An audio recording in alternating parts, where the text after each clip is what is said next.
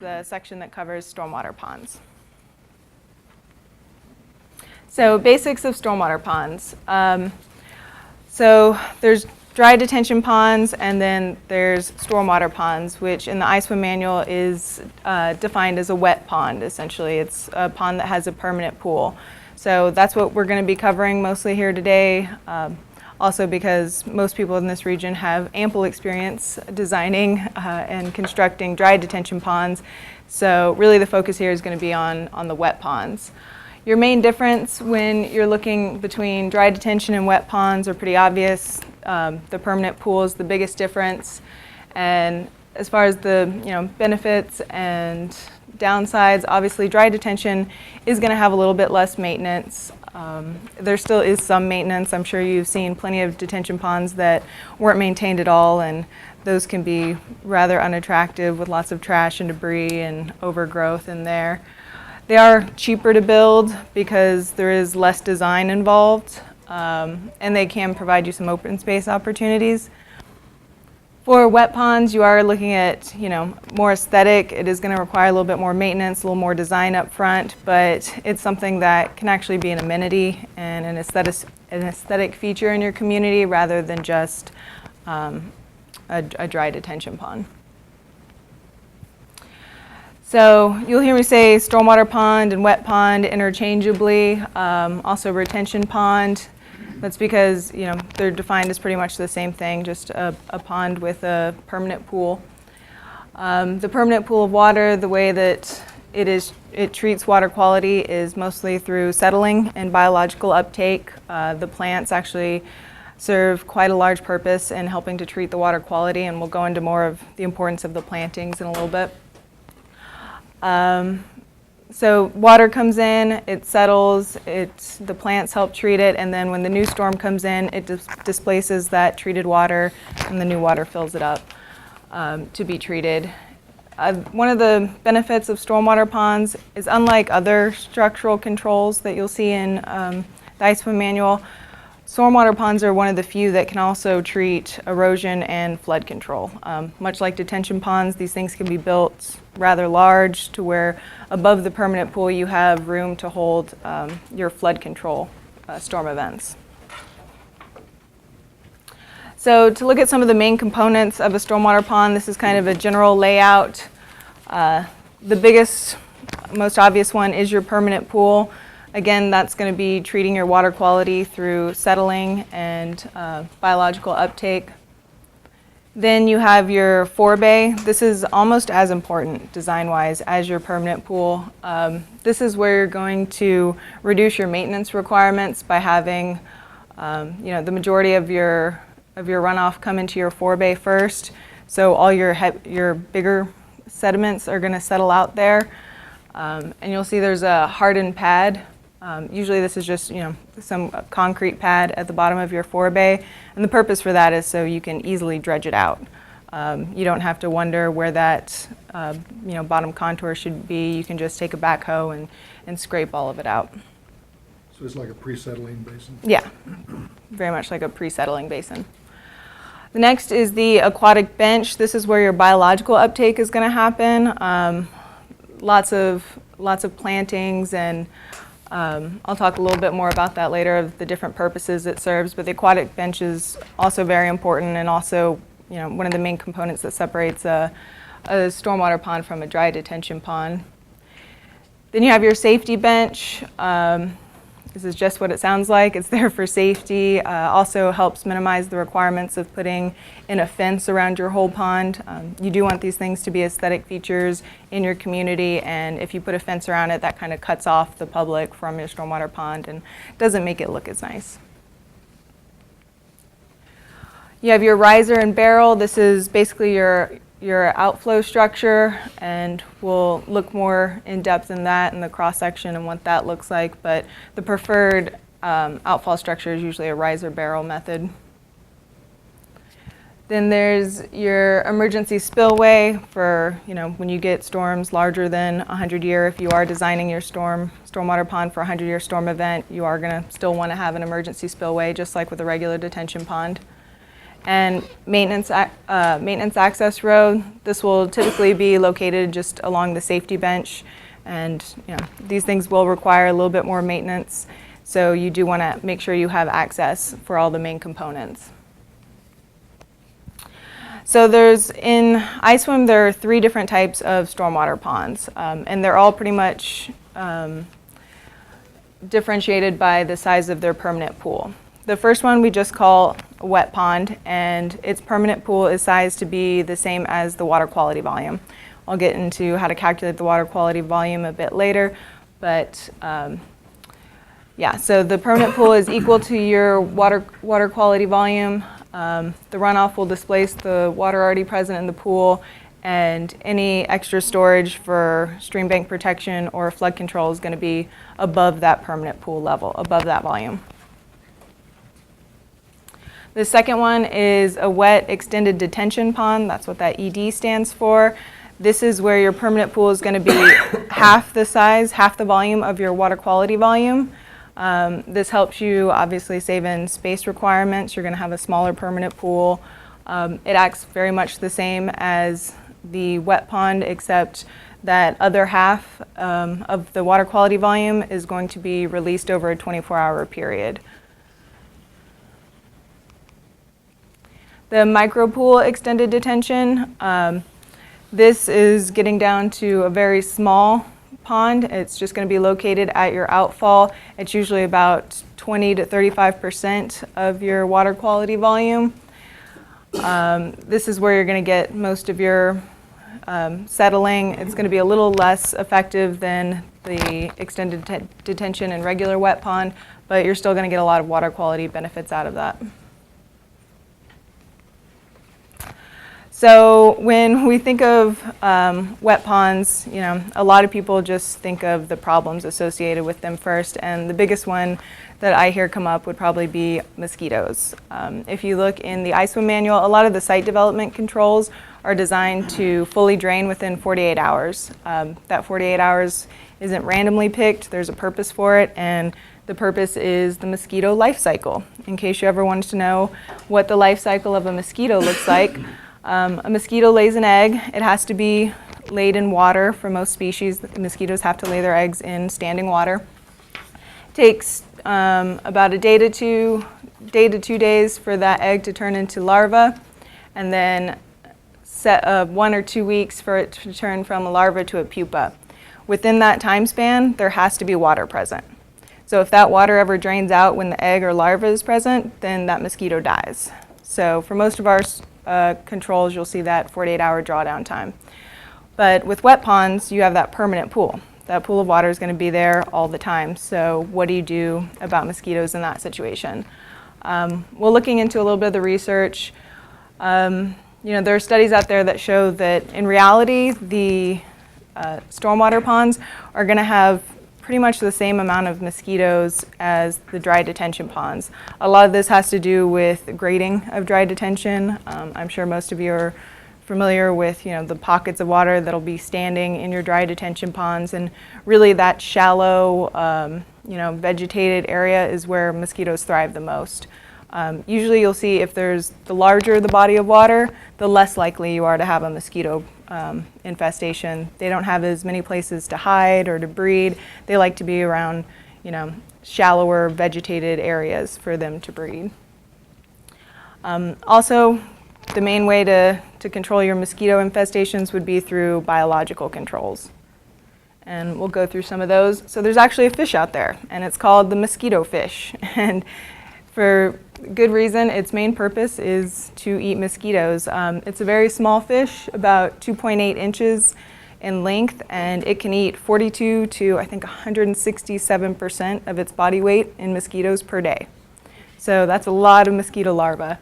And that helps, you won't have to spray as much, and if you're catching those mosquitoes at the larva stage, then you're preventing them from becoming adults and possibly causing health problems. Also, a good thing about this fish is it's very sturdy. It can survive in very inhospitable conditions. Up there you'll see anywhere from 33 degrees to 100 degrees Fahrenheit, a large pH balance range, high salinities and really, really low dissolved oxygen, which is great for this region and great for these kind of controls. They've been used all over the world.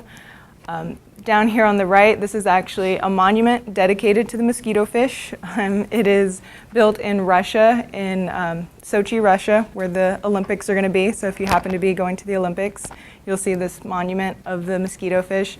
And that was put there for its assistance in eradicating a malaria outbreak. So they spread mosquito fish throughout their ponds and water features, and it really helped reduce the level of mosquitoes and that health concern. Your pond should be a minimum of 18 inches to help support the mosquito fish life. And these I looked it up, you pretty much just have to Google, where do I buy mosquito fish? And there's lots of retailers online that'll sell them for about $1.30 per fish. Also, I should say that the other biological uptake that's really useful in eradicating mosquitoes would be dragonflies. Those are a little trickier to keep in one spot, but there are some landscaping and some plants that you can put in that help attract dragonflies, and they also do a good job at eating mosquitoes. So the next concern that we hear, obviously, when it comes to stormwater ponds would be maintenance. These things aren't just, mow them and forget about them. They are going to be a little bit more involved than that. So really having a maintenance and inspection plan in place is going to be your best line of defense against these things becoming, obsolete or overgrown or not useful anymore. And really, I would say a maintenance and inspection plan would be good for dry detention as well, or pretty much any stormwater control that you're going to put in there. One of the biggest things that we see that's usually missing is you want to identify the responsible party. A lot of times these things are going in residential areas where there might be an HOA, but a lot of times the HOA isn't aware that it's their responsibility to maintain these ponds, and so it usually ends up going into disrepair before they call the city and start to complain. There'll be more on maintenance and inspection a little bit later, but also we have, if you look under the iSWM program guidance, Jeff mentioned that we did a maintenance and inspection class, and that gives some general guidelines on, we looked at what people across the nation are doing, just in a general sense of how they're running their maintenance and inspection plans through the city, and that's a good resource for you to review. So, with the concerns between mosquitoes and maintenance, why put in a stormwater pond? Why not just put in a dry detention pond and forget about it? Wildlife habitat and aesthetics is usually one of the driving factors for putting in a stormwater pond. These things can be a really nice amenity if they're installed correctly and kept up well. Residents, they can help increase the selling price of properties in the surrounding area, and they can be an asset to the community. They can get people to get outside a little bit more often, have something to look at that's not just a dry hole in the ground. The main one from that we see from our side, the main benefit for putting these in is the water quality aspect. You really don't get this from dry detention, even if you start controlling the release rates. They're really just kind of a secondary water quality measure at that. But with wet ponds, you get 80% removal of your suspended solids. You get uptake of nutrients, metals, pathogens. This can really go a long way in helping these downstreams that aren't, that they're having lots of water quality issues on. Another benefit is, like I said, these things can also be designed for erosion protection and flood protection. Erosion is still a big problem in this area, even though we do have all these detention requirements. Part of that is because most of the time the detention requirements focus on the flood control storm event. Usually the 100-year, so you just put in your outfall for the 100-year to keep that from pre-development to post-development peak flow rates. But what that does is for the smaller storm events, they're still going through there. They're higher volume, higher velocity, and those smaller storm events are eating away at our channels. And when you're not controlling or looking at those smaller storm events, this is kind of what you get. So iSWM requires that you would release the 1-year storm event over a 24-hour period. This helps mimic natural conditions a little bit better and helps reduce the erosion factors that would happen downstream. Flood control, like I said, is the other benefit. These stormwater ponds can get pretty big, but because they're bigger controls, they can be used for flood control purposes.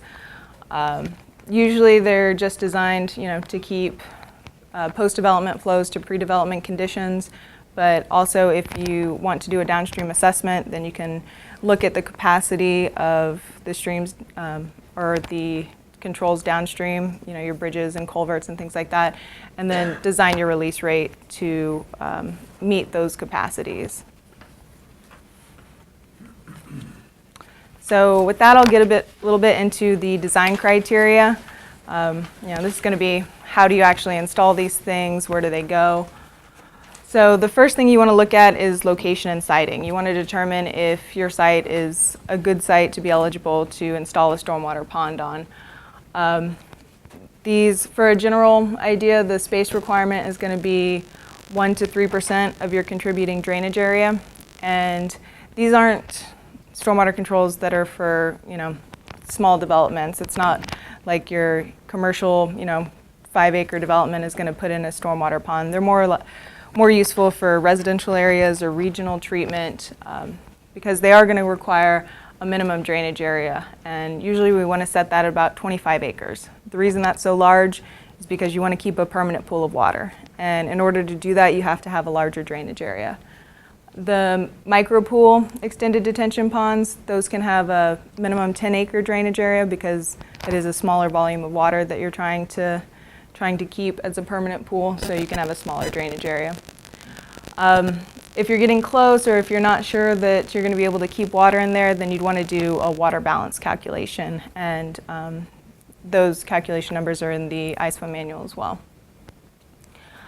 Another good thing about stormwater ponds, the underlying soils, you want to be C or D soils. We have a lot of those in this region, so that's very handy. Usually infiltration is the goal on a lot of stormwater BMPs to treat water quality, but in this case, since it's just settling and biological uptake, then you can have those more impervious soils because you also want to keep that permanent pool. And if you had a lot of sands and things like that, it would just drain it out.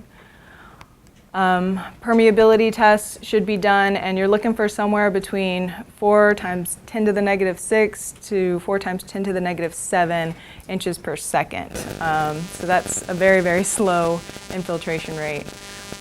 If you're not getting those, if they're a little bit faster and you're not sure you're going to hold that permanent pool, then you can look into using a clay blanket or some other kind of liner to make sure you can reduce those permeability rates.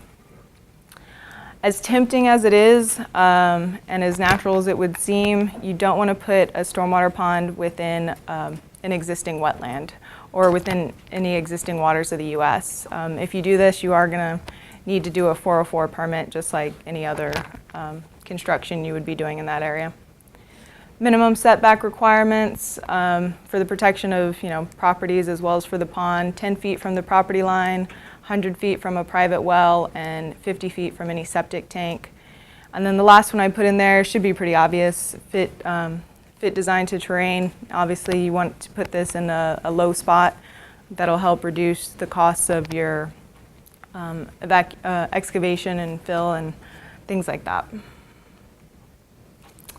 So a little bit more on the forebay and how that's designed.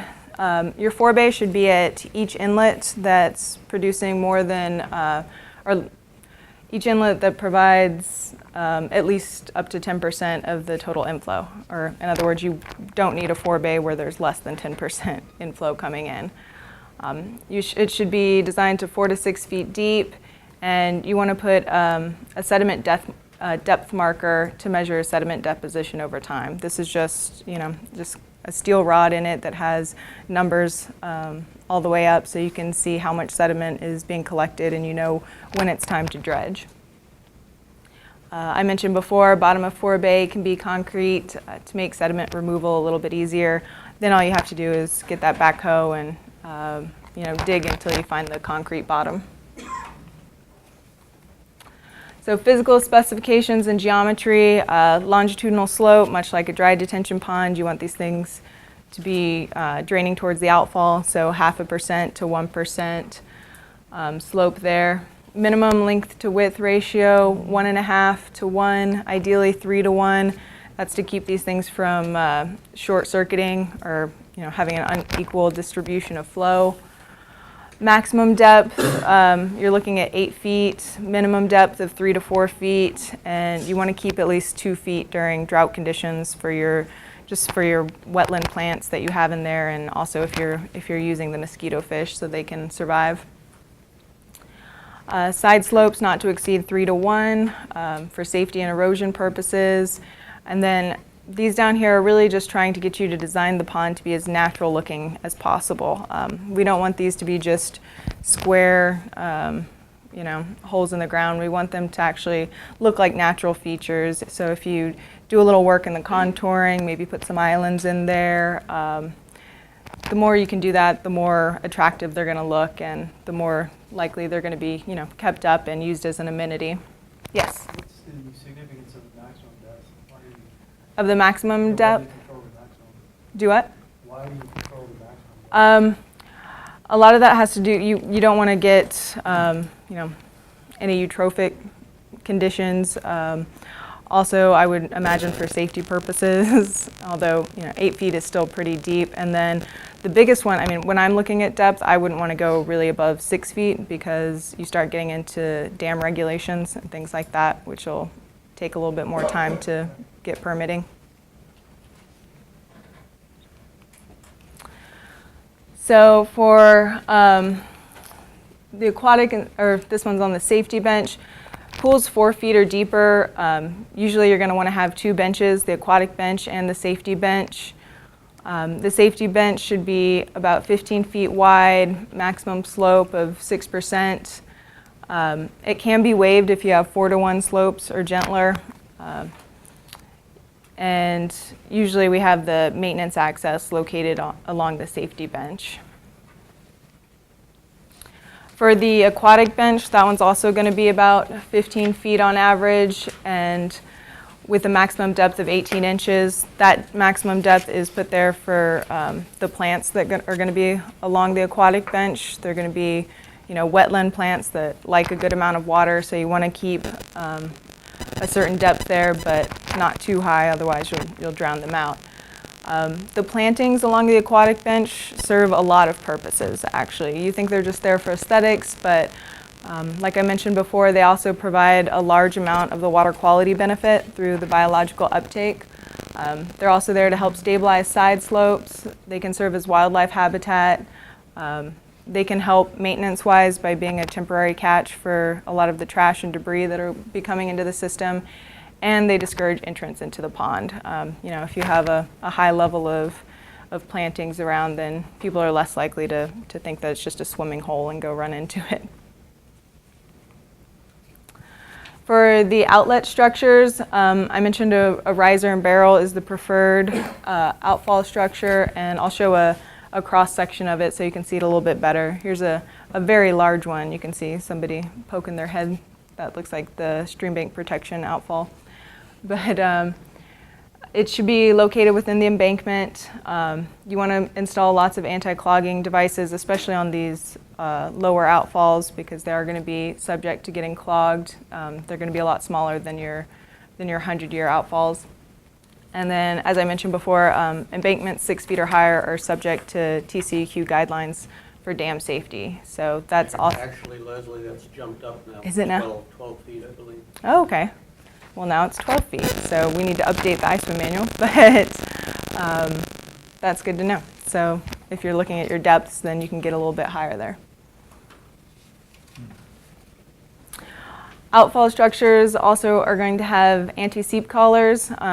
These are going to be on the barrel that's outfalling the flow, and these are put here to help prevent against potential pipe failure. Sometimes you'll get piping or flow on the outside of these outfall pipes, and that can affect your backfill. It can eat away at it and eventually cause a washout. So you basically put these collars. They can be made out of PVC, rubber, steel, pretty much anything, just to help prevent that flow and help prevent any washout. There's also going to be a bottom drain pipe that's going to be able to drain the permanent pool within 24 hours. This is mostly for maintenance purposes. If you ever do have to dredge out your main permanent pool, then you're going to want to be able to get that water out of there so you can get maintenance crews in. And then on your outfall, you're going to have riprap or splash pads, obviously for erosion issues at your outfall, and the typical 1 foot of freeboard for your emergency spillway. And here's a cross-sectional view of the typical riser barrel outfall. It gives you a little bit better idea. This right here is considered the riser.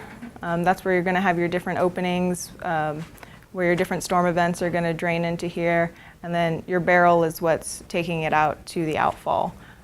Here's your anti-seep collar. Down here, this is the pond drain with valve that's put there to help drain the pond, like I said, within a 24-hour period for maintenance purposes. Drain valve is usually going to be hand wheel activated, knife or gate valve, usually something that's going to be accessible above the normal water level. This reverse slope pipe with valve, that's usually what we prefer to put in for ponds that have extended detention. That's usually because these are going to be very small openings, and if you can keep them under the normal pool elevation, then they're less likely to get clogged. Most of your clogging factors are going to be on the water surface, so if you keep that under there, then you won't see that much clogging. So the pipe is sloped up, and once that normal pool elevation reaches above that level, then it'll start to drain. This is usually sized one size larger than calculated, and then you put a valve on it, and the purpose behind that is so you can adjust that valve, so you can adjust your detention time. You're looking for a 24-hour detention time, but if you're not getting that with the size opening that you calculated, then you can go in there and adjust it a little bit further. So for maintenance access, you want to provide access from a public road or easement, at least 12 feet wide, something that can withstand the equipment that's going to need to get in there, and that accesses all the major areas, the riser, the manhole covers. You do want to provide access to those as well. Have a lockable manhole cover on your riser and barrel structure. And then I already talked about the valves being accessible and hand wheel activated. Safety features, spillway openings should not be accessible by small children. Pipe outfalls greater than 48 inches should be fenced to prevent access, and then warning signs should be posted prohibiting swimming and fishing. You don't want anybody to get rid of all your mosquito fish that you paid for. So landscaping, in the class we did previously, we actually had a lot of landscaping questions, and luckily we had some landscape architects in the audience. But I will say that it is very important that you consult a landscape architect when you're looking to plant your wet pond. These plants there's lots of different types of plants, and there is guidance in the iSWM manual. I believe it's one of the handouts we have in there, but nothing can really substitute the advice of a professional landscape architect. So we highly recommend you consult with one of them. As I mentioned before, with the aquatic bench and the landscaping within it, it serves lots of purposes: aesthetics, stabilizing side slopes, habitat, pollution removal, and helping to catch that trash and debris. Also, you can put in these fountains or solar-powered aerators. They help provide a little bit more dissolved oxygen in your system, and honestly, they just really look nice, and the residents around there really like them. So in the iSWM manual, under the landscaping section, they do give you the different planting zones that you'll see.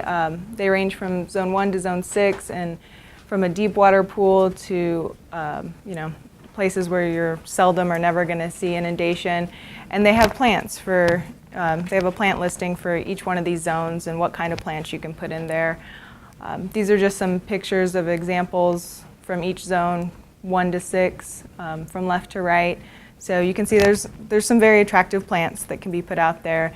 And the list is meant to be native species. So the idea is that these things will, once they're established, will require little to no irrigation and hopefully very little maintenance as well. Here's a schematic of just showing you kind of where these zones are. This is a micro pool pond layout, but zone 1 is obviously going to be where your micro pool and forebay are. Those are going to be your deepest water levels. Zone 2 is, where it'll be full most of the time, maybe not for a micro pool system, but it'll be a little bit shallower permanent pool. Zone 3, you get into where you're going to find your stream bank protection volumes are going to be within Zone 3 and Zone 4, and then Zone 5 is you're getting into your 100-year level. That's going to be inundated only occasionally. So let's try to help you out and answer any questions you might have. These are the list of questions we got at our previous presentation, and I went ahead and asked one of our landscape architects and took the information from the landscape architects within that class. Can you go back to that? So some of the landscaping questions we had: are trees allowed in the vicinity of the pond?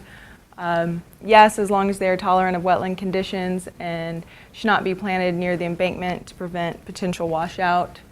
How are wetland plants established? This is a big concern, obviously. Once you get them in there, do you just pray for rain, or how do you get these things that are used to being inundated? How do you get them underwater? There was a lot of different answers for this. You can use diverted water, used when possible. You can also irrigate temporarily until they've been established. But also, kind of the biggest thing is wetland plants should also be native and be able to tolerate drought periods. There are wetland areas in Texas, and those areas do go through droughts just like the rest of the state, and those plants still survive. Even if they become dormant for a while, they'll come back once they are inundated again. We'll see a little bit later on the maintenance and inspection section that it says to remove any invasive plants. And the question came up of, well, what are the invasive plants? Again, I would suggest you talk to your landscape architect about that, but some examples they gave us were cocklebur, sumpweed, cispania, and cattails. In order to reduce these, it could be beneficial to take some pictures, slap those on your maintenance and inspection plan so that crews going out there know what to look for and know what to try to eradicate. Also, you could use a broadleaf registered aquatic herbicide, or there's also competing species of plants that you can establish that will kind of push out those invasive species. So another question, can plants survive in dense clay soils? Like I mentioned, you want C&D soils, and you want them to drain pretty slowly, pretty impermeable. And the suggestion here was, when you're planting these plants, you want to make sure that you plant them within their soil pots, the soil pots that they come in. So once you put them in there, if they have that soil and they have that root base, then they should be able to thrive. Also, if you want to install like a thin layer of planting soil on top of your aquatic bench, then that can help these thrive as well. How do you keep plants from penetrating the liner? If you're using just like a clay liner that's soil that's been compacted, how do you make sure that you don't get penetration and it starts leaking your permanent pool water out? And basically what we heard from this one was that these wetland plants have roots that want to stay within the shallow areas of the surface so they can absorb as much water as possible. That seems to be the way these operate. But again, these are just some general questions that came up. If you have any additional ones, I have the landscape architect's contact information at the end of this presentation. And then again, I highly recommend you find your own landscape architect or require a developer to hire one if you're putting in a stormwater pond. So with that, I'll get into some of the design calculations and layouts. This first part, I'll just go through a quick summary of some of the calculations, and then we'll get into the full-blown exercise that goes through lots of the numbers. So I mentioned a lot the water quality volume. That determines the difference between your wet pond, your wet extended detention pond, and your micropool. So how do you calculate the water quality volume? That's in iSWM as well, and it's a fairly simple calculation if you haven't been through it before. The first thing you'll need to do is find your volumetric runoff coefficient. All you need for that is just the percent of impervious area of your drainage area. So it's just that percentage number, you plug that in for I, and you get your volumetric runoff coefficient. And then to calculate the water quality volume, it's just 1.5 times that coefficient times your area in acres divided by 12. So, and the reason we have that 1.5 there is this is actually the inches of rainfall during the 85th percentile storm event. That's what iSWM recommends treating the 85th percentile storm event. That's where you're going to have your first flush. Most of your pollutants are going to be within that volume. So that's how that was designated as the water quality volume. For what drainage area is this valid? What's the maximum drainage area that's valid? I don't know if there is a maximum drainage area that's valid for. Really, your drainage area, what's going to control that is the stormwater control that you're putting in and what that maximum drainage area is. So for wet ponds, obviously, the bigger drainage area you have, the better. It's going to get expensive, but it's going to keep that permanent pool there, and it's going to keep it a wet pond. Most of the stormwater controls you're going to see in iSWM are going to have drainage area maximums of like 5 to 10 acres. So typically what you're calculating for your water quality volume isn't going to be very large. So you may need to stagger additional ponds If you have a 25, very large. 30, 50 acres. Yeah, because, I mean, really it's just how much space do you have available to put in that stormwater pond, how much actual land space, and how much, the developers are willing to give up. So your Forebay, sizing those, that's a fairly simple calculation as well. You're just looking at 0.1 inches per impervious acre.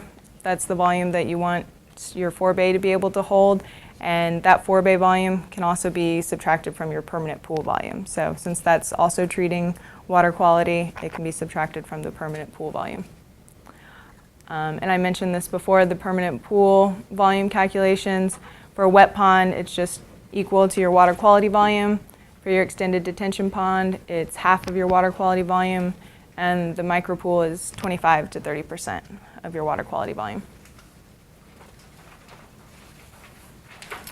Stream bank protection, talked about this a little bit as well, but you want to size your outfall to release the 1-year 24-hour storm event. This is going to be a pretty small outfall, really. We'll go through the sizing in the example, but that's why it's so important that you have these flood controls on there, or that you use that reverse pipe slope, because the smaller the outfall, the more likely it is to get clogged. Flood, Is that post-project conditions or existing conditions? It's post-project conditions, the post-project 1-year 24-hour storm event. So for flood protection, as we mentioned, very similar, you want to detain to pre-existing conditions or to downstream capacity conditions. Also, we see that if you're using an extended detention pond, you're going to want to increase that volume by 10 to 15%. Just you lose some of that volume when you do extended detention. So for your flood protection purposes, you want to increase that to a safety factor of 10 to 15%. Also in your handout are design forms. These are in that section 22 of the iSWM Site Development Controls Manual as well. It's just kind of a nice layout of all the information that you're going to need for the design purposes. Your volume sizing, your stage storage charts, and your outfall sizing.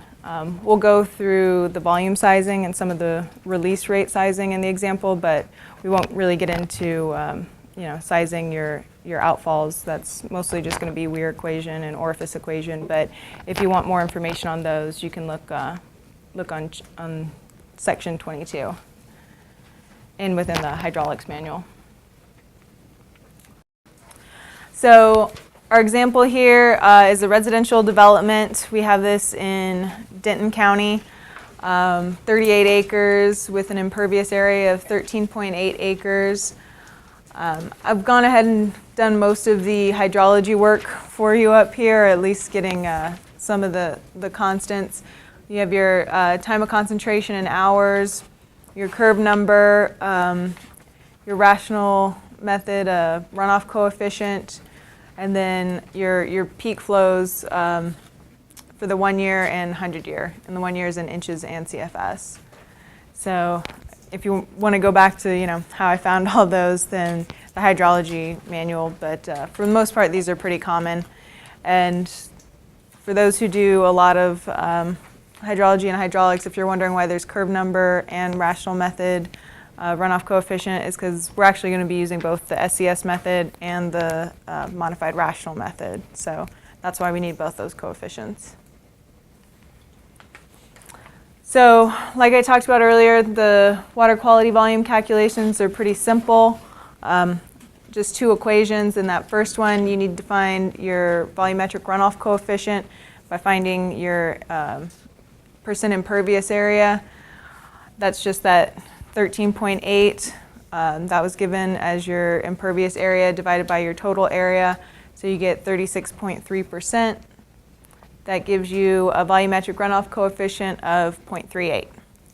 You plug that into your water quality volume calculation, and you get 1.44 acre feet.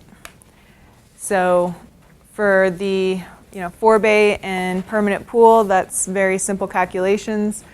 Your forebay size to 0.1 inches per impervious area. So it's just 13.8 times 0.1, divide by 12 for the conversion factor, and you get 0.12 acre feet. So that would be the size of your forebay. And then depending on what kind of pond you want to put in there, if it's a wet pond, extended detention pond, or micro pool, it's either equal to the water quality volume that we calculated as 1.44, it's half of it, which is 0.72, or it's 25 to 30%. So you'd get a 0.43 acre feet. And I don't know how many people in here typically doing design and how common or how comfortable you are with the acre feet measurement, but the way I like to think about it is, if you had a pond that was an acre wide, then it would have to be 1.44 feet to handle the water quality volume there. So for the stream bank protection volume, again, the goal there is to release the 1 year storm event over a 24-hour period. You'll see in your equations list packet there are some empirical nomographs in the back, and the factors to calculate those are you need your time of concentration, which we already calculated, and you need your initial abstraction divided by depth, which are pretty standard calculations. If you aren't too familiar with them, they're fairly simple. Your initial abstraction is going to be 200 divided by your curve number minus 2. So we get 0.35 for proposed conditions. And then your initial abstraction divided by your accumulated rainfall depth. P is 2.64. This is based on the county that you're in. It's just rainfall data. So that's why they give you Denton County. If you look on, I think Jeff said he included the Denton County rainfall data. And if you look for under 1 year, 24 hours, you'll see that 2.64. So you get an initial abstraction over rainfall inches of 0.13. So you use the given time of concentration and that factor that we went through and this nomograph. And what you're trying to find is your unit peak discharge. So on the bottom there is your time of concentration. You go over to 0.19. You go up to these lines coming across are your initial abstraction ratios, and you just take it over and you'll get about 800 CSM per inches. per inch. So once you have, once you have your unit peak discharge, then you're looking for your outflow to inflow ratio. This is done using another nomograph, but you put in your unit peak discharge of 800, go up to, there's two lines here, and they represent the detention time that you're trying to get. There's the 24-hour line, which is what we're doing for in this region, and then there's the 12-hour line. The reason they have the 12-hour detention time is sometimes you want to release it a little bit faster so you're not heating up the water that you're holding in your pond, and that's in regions that have trout or other wildlife downstream that want the temperature of the water to be a little bit colder. You don't want it to be heated up. Unfortunately, we don't have a big trout problem in Texas, so we just have to design to the 24. With that, you get your outflow-inflow ratio of 0.002. Sorry, 0.022. So that was the main factor that we were trying to get, because the volume equation, or at least the first step of the volume equation, just requires that inflow-outflow ratio. So once you get that, it looks like a long equation, but it's really just one factor that you're plugging in. So once you plug in that 0.022, then you get a 0.65. That's your storage volume to runoff volume ratio. And then you use that ratio to calculate your required storage. And that's just your required storage times your depth in inches times the area divided by 12. This Q is one of the given, your depth in inches for the 1 year 24-hour storm event. So given all those values, then we get 2.66 acre feet. So that would be the volume required for your stream bank protection storm event. And to kind of give you an idea of what you'd be looking for at the outflow, really all you have to do to calculate your release rate is convert this into cubic feet per second. So you have your 2.66, multiply that by, that's your acre conversion, acre to feet conversion, divided by your time, getting that down from hours to seconds, and you get 1.34 CFS.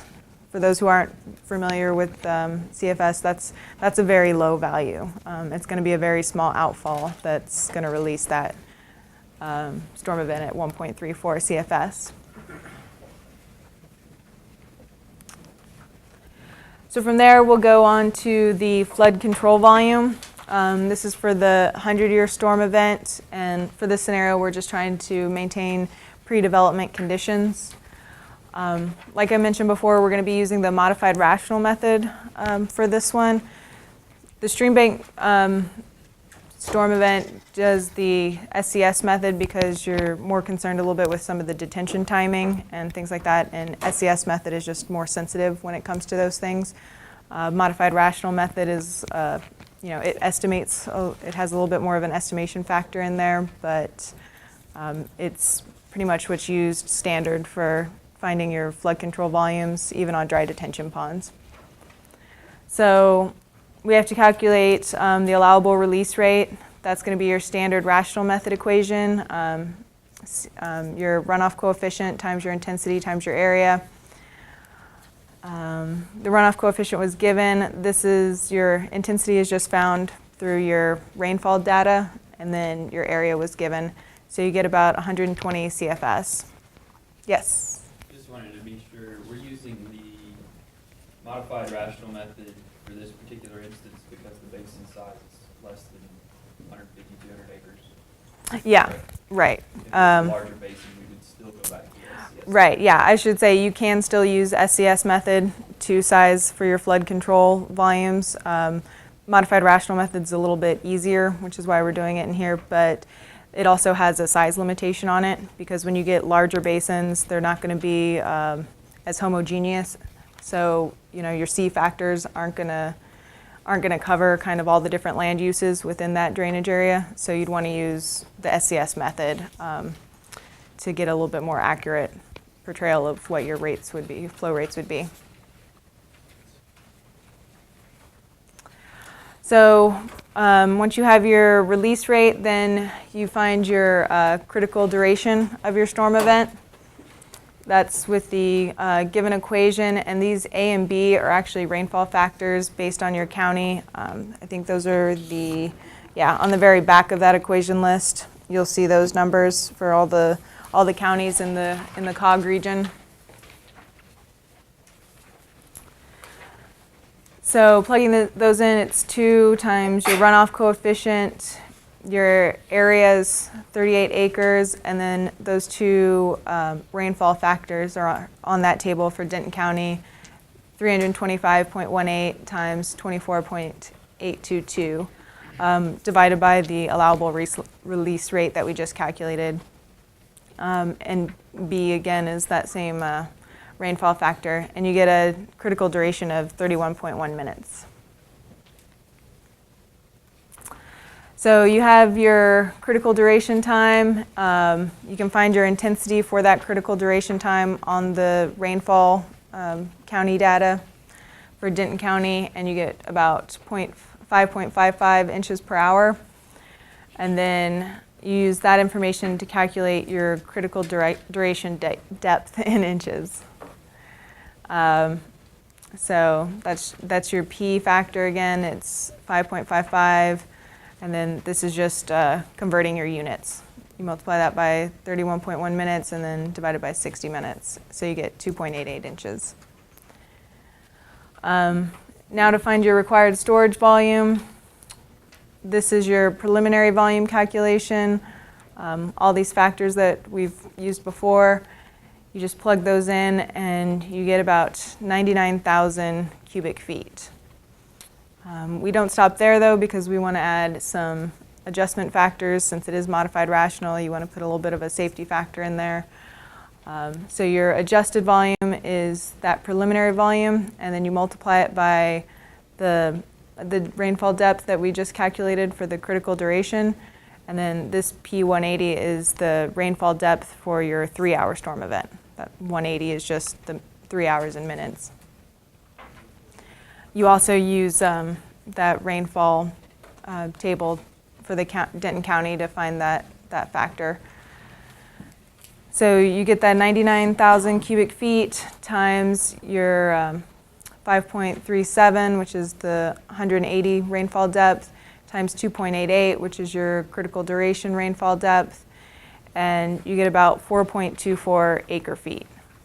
If you're using an extended detention pond, then you want to add an additional factor of safety that we talked about, that 10 to 15%. For this case, I just used the 15%, and that comes out to a total of 4.88 acre feet. So that would be your flood control volume. So to kind of generally look at these, you have 1.44 acre feet for just a wet pond for your water quality control, 2.66 for your stream bank protection, and 4.88 for your flood control. Your next steps, which you would find in your design sheet, would find a stage storage discharge curve. Then you look into sizing your outfalls using Weir and Orpheus equation based on the depth and the sizes that you would need to reach those release rates. So are there any questions? I know that's kind of fast and it's a lot of numbers. Hopefully the equations list can help you out. And then again, all this is also covered within those iSWM manuals that I pointed out. So to generally go over some of the pond layouts, these we've kind of covered before, and they all look fairly familiar. You have your permanent pool, 6 to 8 feet. Your aquatic bench, you try to make it look as natural as possible with the different contours. Then you have your safety bench, which is also your maintenance access. This particular one is an extended detention, so So you have your extended detention limit that's going to run up past your aquatic bench and past your safety bench, and then your maximum safety storm limit. That would flood all of this and be released either through the emergency spillway or through the overflow spillway on your barrel or riser. Cross-section view of what that looks like. Your forebay spilling over into your main wet pool. Then you have your extended detention levels. That's going to be above your slanted pipe drain. Your stream bank protection levels, and then the 25 or 100-year level for flood control protection. For micropool, this is more of kind of what you're looking at. We didn't really look at one of these, but you'll have the small pool at the outfall location, a riprap pilot channel connecting your forebay to your micropool, and then just kind of a vegetated bench all around here, your aquatic bench with the extended detention limits, and then very similar emergency spillway and your outfall. Cross-section view of the micropool, pretty similar. Forebay going into the micropool, going through the riser and barrel, and then your different water levels and your different outfalls for those different levels. And then I wanted to show some examples of wet ponds around the region, but that was a little difficult. I didn't have time to go out and take a bunch of pictures. So looking online, I found a few. Pretty much all of them are in the Austin area, which probably isn't too much of a surprise. But you'll see this one is actually for the Central Market in Austin. Large permanent pool. This is most likely just a wet pond.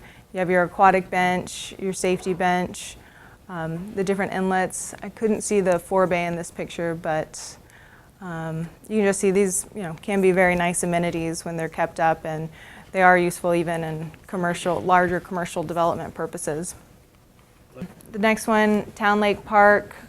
These things are obviously really good for park applications. They're definitely amenity within the park system, and that's also where you can get a lot of regional treatment. Here's just Town Lake Park. It's got a nice little aerator fountain, and then your vegetated area. The vegetated bench doesn't have to go all the way around, obviously, but the more you can put in, the better biological uptake you're going to get, and those other benefits as well. And then this one I really like just because it has some really good wetland plants within it. This is the Central Park Center Pond, also in Austin. This is a very, very typical stormwater pond with the vegetated bench, lots of different vegetation species for the permanent pool as well as along the outsides. So with that, I'll start going into the maintenance and inspection. And if you look in your packet, I've actually included it's the gray and the green. They're two checklists. These are actually from the Center for Watershed Protection, and it's a construction inspection checklist and a maintenance inspection checklist. These are just a little more in depth than the ones within iSWM. And I looked up a few different sources that I'll cite later, but they pretty much generally all follow this format. So construction sequencing, and I do want to say that construction is very important. It's as important, if not more important, than some of the detailed design of these things, because this is where you're going to make or break if your pond actually works and if it actually gets the water quality treatment that you're looking for, if the plants survive, if it stays wet. Construction is going to be vitally important. So the first part of that is going to be sequencing, and we'll talk in a little bit about kind of where you want to inspect within this sequencing. While you're doing construction of your site, these can the wet ponds can be used as your sedimentation basins. If you kind of want to recycle the site purposes and you want to use a sedimentation basin for your erosion and sediment control, You do have to keep in mind, though, that before you switch this over and start constructing your wet pond again, it is going to have to be dewatered, dredged, and regraded to the design dimensions after construction. So the next step there, stabilize your drainage area. You really want your wet pond to be the last thing constructed. You want your drainage area to be, fully constructed, fully planted, all the vegetation in, because if you construct your wet pond before your drainage area is stabilized, then you're going to get a whole lot of sediments coming into your wet pond, and you're going to have to dredge it a lot sooner than you wanted to because of all that construction debris and things like that getting into your pond. Assemble materials, not the plants yet, but what you're going to be using for your fill and your backfill for your embankment, and then your riser and Forebay materials and things like that. Your plants, you don't really want them to show up on the site until about at least the day before, preferably the day of planting, especially the wetland plants, because you're going to want to, if they're there earlier than the day before, you're going to have to water them on site. So clear and strip, these things are usually graded, from the downstream up, so you can make sure you have a positive runoff going towards your outfall. Install erosion and sediment controls for your stormwater pond. Excavate the core trench and install spillway pipe.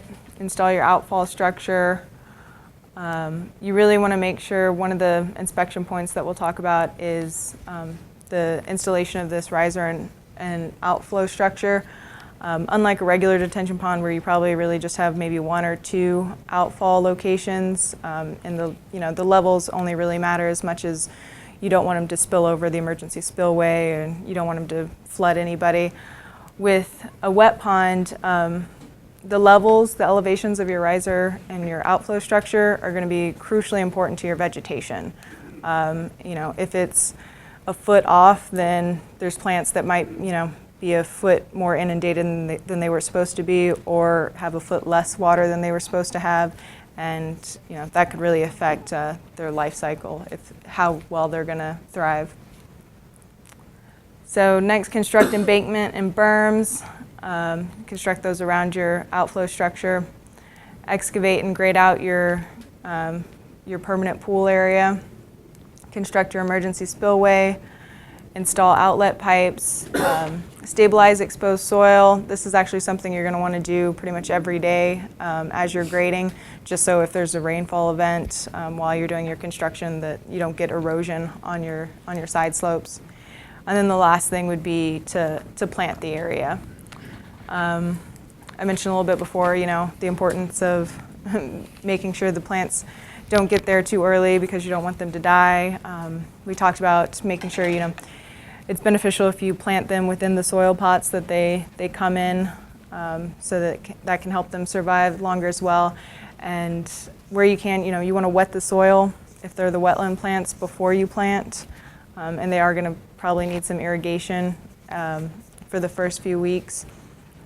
There's something else. Oh, and they should be planted on 12 to 24 inch centers, so about 1 foot to 2 feet apart from each other. The closer you put them together, the more filled out it's going to look after a shorter period of time.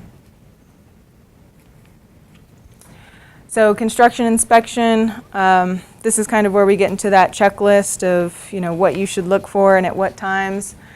Pre-construction meeting, that's going to be really important for you to explain to whoever's constructing this wet pond that it is more than just a water quality or water quantity measure, that there are water quality aspects to it, and so it should be treated a little bit more delicately, and to mention the importance of the plants and things like that. At the initial site preparation, you want to have an inspection just so you can go and check and make sure everything's lining up all right, that they have all the materials that they're going to need. Excavation and grading, I mentioned how important it is for those outfall levels to be exact so that your plants can survive. And Really, you want to check your outfall levels or your elevation levels at your forebay, at the middle of your pool, and at your outfalls. Those are the three levels that you really want to get right. And hopefully if they've got those accurate, then the rest of the system should work pretty want Installation of the embankment, riser, spillway, outfall structure. The installation of landscaping, you definitely want to be there for. Also, a few people have experimented with and tends to kind of help out if you're putting these in one of the residential areas. It can help garner public support if you kind of outreach and have the neighbors come in and help do some of the plantings. It's, the planting aspect isn't too technical as long as you can tell them where to put them. But it garners a little bit of buy-in if they're part of the project in installing these plants. And then, of course, final inspection. You'll want to go out there and make sure everything's running well and as established as it can be. First year maintenance is going to be, the most important time and the most expensive as well. Maintenance costs for the first year can run up to 10 to 15% of what your construction costs were, and that's really just making sure everything gets established and is running right. For the first 6 months, the site should be inspected at least twice after a storm event exceeding 0.5 inches. That's going to make sure everything's running the way it should be, outfalling at the levels it should be, and it'll also help you remove some of the trash and debris that gets in there after the storm events. Temporary irrigation necessary while plants are being established. Consider watering every 3 days for the first month and then weekly through the first growing season. Also, with the plantings, you want to make sure that when you're constructing these wet ponds that you're not picking the middle of winter or the middle of August. Sometime close to the wet season would be beneficial because then you're more likely to have more rain, get these plants better established, and fill up your permanent pool faster. You also want to look for any bare eroding soils.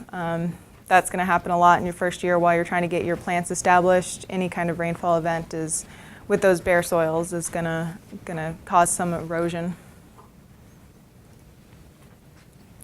So post-construction maintenance after the first year, this is actually right out of the iSWM manual. The biggest two are going to be these last ones. These are the ones most people are worried about. How often do I have to remove sediment from my forebay? And worse, how often do I have to dredge out my wet pond? Really, these things can last a pretty good length of time before you have to do this kind of major maintenance on them. Sediment from the forebay should be removed every 5 to 7 years or after 50% of the total forebay capacity has been lost. Again, that's why you have that sediment riser within your forebay, just a steel post with the markings on it to let you know how deep your sediment's getting. And this is the easier one to do because you have that hardened bottom, so you can just get a backhoe in there and scrape it out. For the sediment in your main permanent pool, it says 10 to 20 years or after 25% of the permanent pool volume has been lost. This is, it's just one of those things that is going to happen. These things are meant to treat water quality through settlement, so there's no way to really avoid having to eventually dredge out your wet pond, but 10 to 20 years isn't really that bad, and if you look at a regular dry detention pond, it should probably really be dredged out at about the same rate. The only difference here is that you're going to have to drain that permanent pool, but that's why you have that pond drain within your riser, and you have that valve on there, so you open it, and hopefully within a day that'll be dried out. Some of the more common maintenance, clean and remove debris, check for illegal dumping or other pollutants, inspect damage, paying particular attention to the control structure. Pretty much just your standard maintenance, monitor sediment accumulation, and we have these as annual, or I would also suggest that after a very large storm event, if you get a 100-year storm event, you want to go out there and make sure everything's running well so that if you get another storm event, which seems to be the trend in Texas, that these can still be working appropriately. Some additional maintenance considerations, these are also in iSWM. The sediment marker we've talked about. Also, it should be noted that basically what I was going to say on that one is that the sediment that you do dredge out of your pond, it's not considered hazardous or toxic in any way. It can be disposed of just like, you know, regular backfill sediment would be disposed of. So periodic mowing of the buffer, you know, should only be required along the maintenance right-of-ways and embankment. You don't want anybody going in and mowing actually your aquatic bench. That would defeat the purpose of planting all those nice plants. And then the remaining buffer should be managed as like a meadow, mowing only every so often, every other year or so. And then, yeah, then you should be careful about pond drawdowns to help prevent discharge of sediments, anoxic water, or high flows with erosive velocities. And then that last slide under there, under inspection checklists, or not the very last slide, but the last one in that section, those are just some references for some other checklists that I found. Again, these are from the Center for Watershed Protection. They have them for all kinds of different BMPs, and you can just go online, and they actually have them in Excel format if you ever wanted to mess with them or change them up. Also, other ones I found that seem to be pretty good are the Stormwater Managers Resource Center checklists, the Santa Barbara BMP Criteria Manual, and the New York State Department of Environmental Conservation. So next we'll go into, you know, briefly looking at some of the cost considerations. These are just some data that's been collected from EPA through different studies. This one's from the EPA Technology Fact Sheet.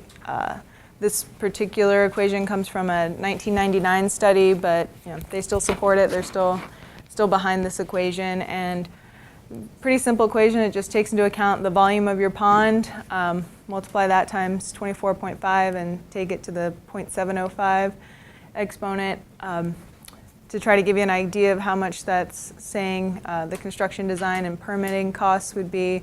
For our example pond of 4.88 acre feet, it'd be about $139,000. So definitely more than your dry detention pond. Annual maintenance costs, once you get past that first year, go a little bit lower. They're usually estimated to be around 3 to 5% of the construction cost. Typical cost ranging, this correlates pretty well with this equation up here, but another source we found said that, you know, 50 cents to $1 per cubic foot is standard if you want something a little bit simpler to calculate.